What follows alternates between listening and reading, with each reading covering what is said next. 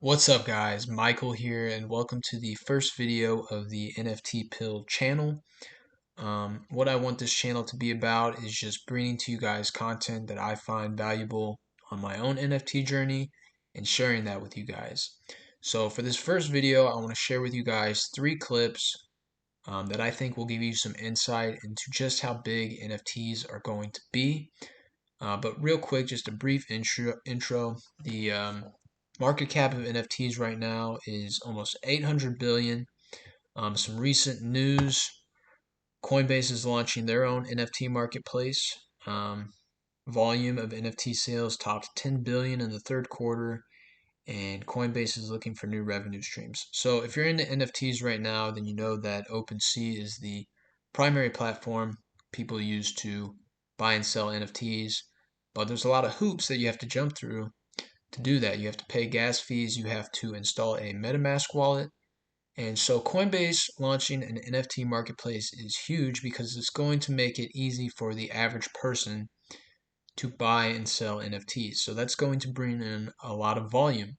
So I think that's some big news. I'll link to this below in the description. Another article I'll link to is on Fortune. Everyone should care about NFTs, says Anderson Horowitz Katie Hahn. So basically, everyone in the room should definitely care what an NFT is, Hahn told the audience.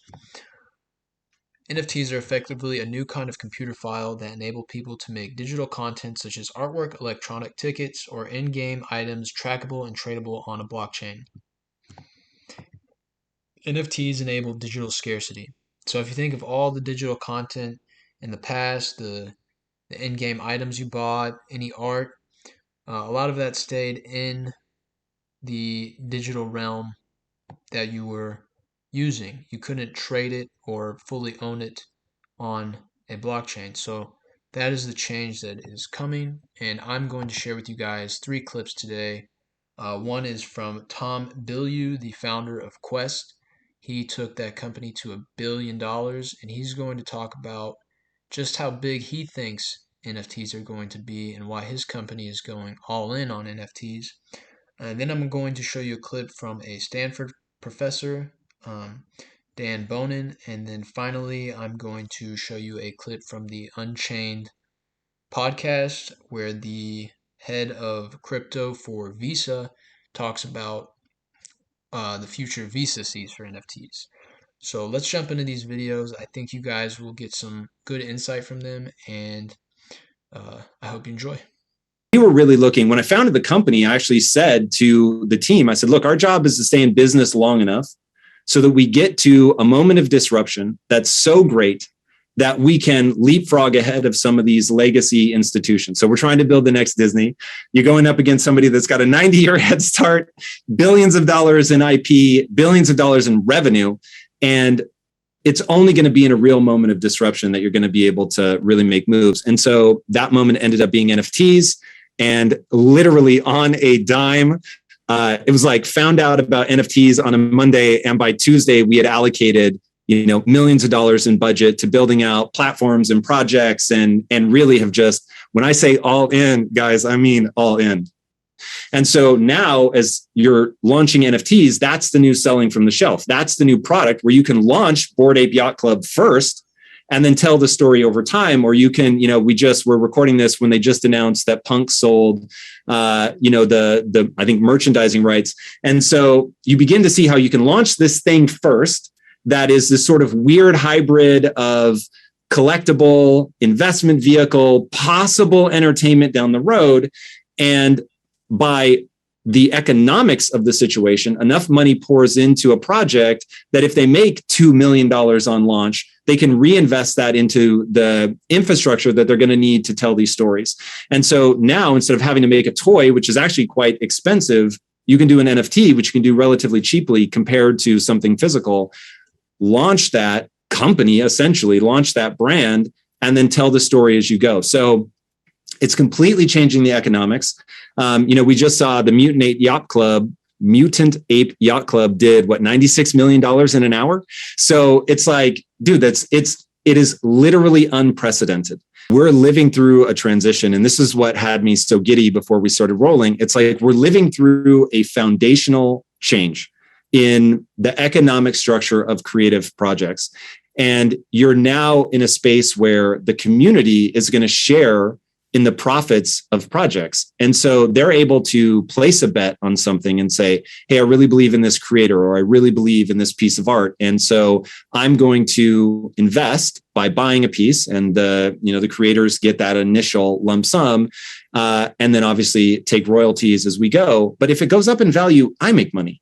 And so now I'm rewarded in a way that is just deeply human, right? There's no way to extract the economic value of NFTs from the community aspect. And while I hope that things settle out, that most people are in the game for the holding and the being a part of the community, it's really phenomenal that at different points in somebody's life, they can say, you know what, I'm going to take my gains in this one, I'm going to exit, or maybe I bought two and I sell one and I keep one, and for them to be able to participate in that. And for all of us to be able to get rewarded for being a tastemaker is extraordinary. And it's creating a feedback loop of, I've been around long enough to have seen a lot of sort of different movements and different cycles, and I've never had more fun in business than I'm having right now. And I'll say that again. I've built $1 billion company. I've had $1 billion exit, and I've never had more fun than I'm having now. And part of that is that my team is going to be able to benefit, right? So if we do a drop, giving them access to that. If watching the community do well off of this, like, I'm just wired for that.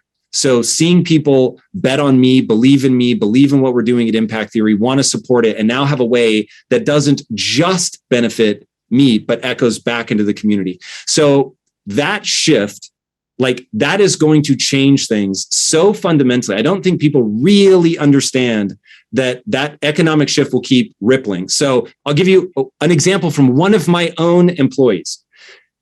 Got in at the right time on a project. I forget which project it was, but if he were to exit now, he spent, I don't know, call it $1,500. He could exit now for $100,000. That's insane. That's insane. Like that's insane. Do people understand like how crazy that is? That we're talking over 4 weeks. So anyway, that feedback loop between creators and community, it will change everything.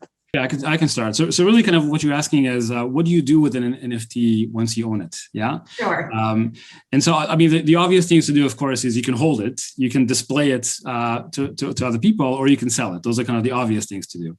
But the amazing thing is, once you have an NFT, you can actually do other things with it. So for example, you might think about building an entire DeFi ecosystem around NFTs. And we see that actually emerging. So for example, if you own an NFT, you can borrow against that NFT as collateral. Basically, you can mortgage your NFT. And already we're seeing some companies doing that. You can lend out your NFT maybe for a month, and then maybe you collect interest on whoever borrows your NFT for that period. You can imagine a world of NFT derivatives, NFT index funds, right? People could take a bunch of NFTs that are very popular, build a basket, and make an index fund out of that. And we're seeing all that happening, right? There are companies who are literally doing that right now, right? So that's, I think, what you're referring to when you say composability of NFTs. You don't just hold the NFT; you can basically use it as an asset, and then just treat it as an asset and trade with it. So the way that's actually done is, in principle, you can take an NFT, which is a non-fungible token, and you can wrap it inside of an ERC20, which is actually fungible. And once it's wrapped in an ERC20, you can actually start using it in traditional DeFi. So that's pretty interesting. And I think we're going to be seeing things like fractional ownership of NFTs. Again, there are people who are already doing this. We're going to see enhancements to NFTs. So you can buy an NFT, and then there could be an aftermarket for enhancing it. Like this image that you have, your background image, Ariana, you can imagine an artist actually looks at this background image and says, wow, this is really cool, but why don't we add these little widgets to it? And that could be like a composable NFT that, the aftermarket for add-on is itself an NFT.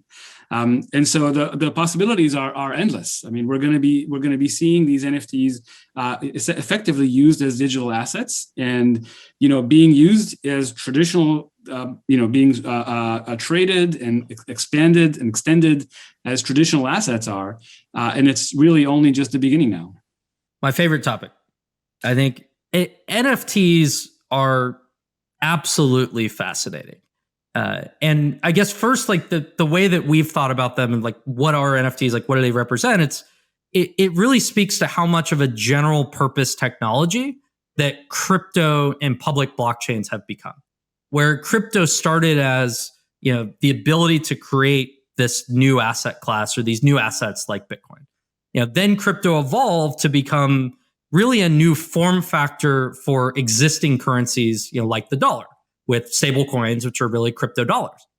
Now crypto is becoming really a new form factor for digital media, for audio, for videos, for images.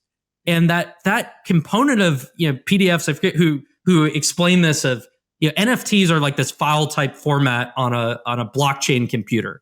And it has these properties that are incredibly powerful, for the creators of the underlying files and the underlying content. If you create music, if you create art, if you create videos, like now there's a new file type that can help you distribute that and help you monetize that. And what NFTs are doing is they're creating the opportunity for people to become a merchant and to engage in digital commerce just with their creative talent. The ability to manufacture or produce a digital product, a digital good, enables anyone who's creative and has an idea can now have a storefront and can now sell a digital good and participate in digital commerce. And we think that can lower the barrier to entry significantly, because you can go to an NFT platform like OpenSea and you can mint what a photograph, a piece of art or a song. Sure, there are gas fees. I think there's some ways you can do gasless minting now for such a fraction of the cost of anyone creating a physical product. And so we think that for the creator economy, being able to move from advertising based business models to commerce based business models, and not let me set up a merch store but find a factory to produce t-shirts, but actually being able to sell your core product, your core content, is incredible and can enable so many people who have produced significant value in their content, but haven't really been able to capture that value. Now they can engage in commerce and they can sell that content in a way that people can collect. And we think that is incredibly powerful. And when we look at like, how is this happening today? How are people using it? We're seeing that there are, diverse artists all across the world that now no longer have to, get into physical galleries, but can actually sell their work directly to consumers online. And I think, the traditional art industry has had many gatekeepers, a number of historical areas of, if you can't, get listed in an auction, like how are people going to discover and buy it from you? And now if you can leverage the distribution that you have on social media, on large global platforms, with the ability to sell directly to them and participate in commerce, that can enable creators, all across the world to not just make a living, but really thrive and build significant value, which they've been creating the value. Now is the first opportunity they can really capture.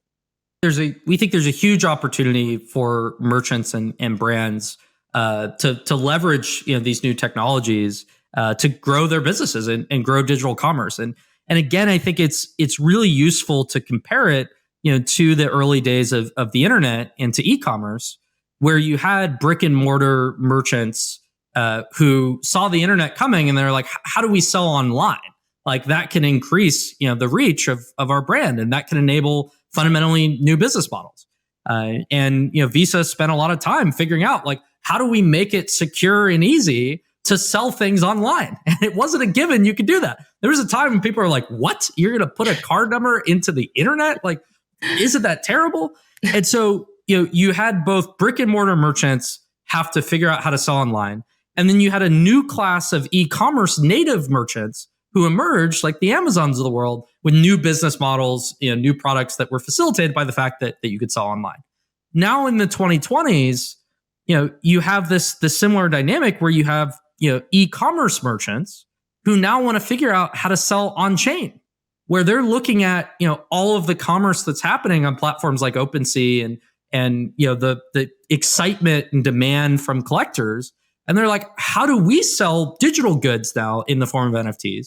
And then you have a new class of crypto native and NFT native merchants, whether marketplaces like OpenSea or gaming platforms that are just building enormous new businesses, selling on chain. And so ultimately, we see Visa's role as again being the bridge.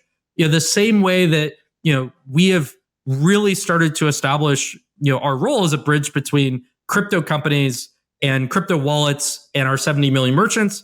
The same way that we've started to become a bridge between banks and the crypto ecosystem, we think we can help become a bridge between merchants and the NFT ecosystem. And there's a lot of value we can provide as we learn about the underlying infrastructure in the technologies and the business models to help merchants and brands be successful selling on chain.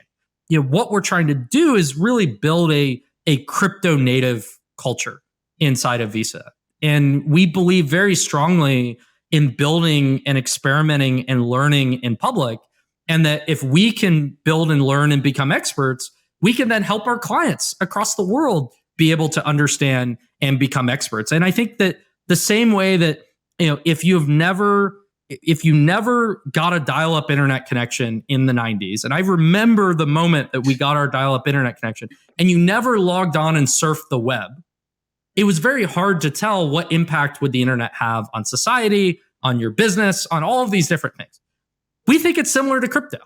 If for anyone out there, whether you're a merchant or a business or regular, anyone, if you have never downloaded a non-custodial crypto wallet and you've never interacted directly with a public blockchain network, you've never minted an NFT, you've never collected an NFT, it is impossible to understand the potential implications and what this technology can do, as well as all the problems that need to be solved and like how far we are and how early we are in solutions that need to be enabled. And so that's something that we encourage our clients, we encourage everyone that we talk to, and we take very seriously internally, where our crypto team and folks inside Visa broadly, we use crypto on a regular basis because we think it's the only way that we can really learn and stay up to speed with the implications it could have. So yeah, guys, those are the first clips I wanted to share with you guys on this channel. When you listen to those in succession, you can really begin to see just how big NFTs are going to be. When I listened to Tom Bilyue, the founder of a billion-dollar company in Quest Nutrition, talk about how he's going all in on NFTs, and when I hear the head of crypto at Visa talk about how they're buying CryptoPunks and focusing their energies on using crypto, it's hard not to see how we don't 10x from 768 billion. Because when you think about the economy and the demand for digital creation, when you think about music, when you think about movies, when you think about video games, just look at TikTok, how big TikTok has gotten in the past couple of years. The demand for NFTs is going to be massive. So yeah, I think those videos offer some insight into just how massive this space is going to grow. But yeah, this is the first video on NFT Pilled. My name is Michael. I hope you guys enjoyed today's video. Feel free to like and subscribe, and I will be sharing with you guys more content as I come across it in this space. So thanks for listening, and I will talk to you guys soon. Bye for now.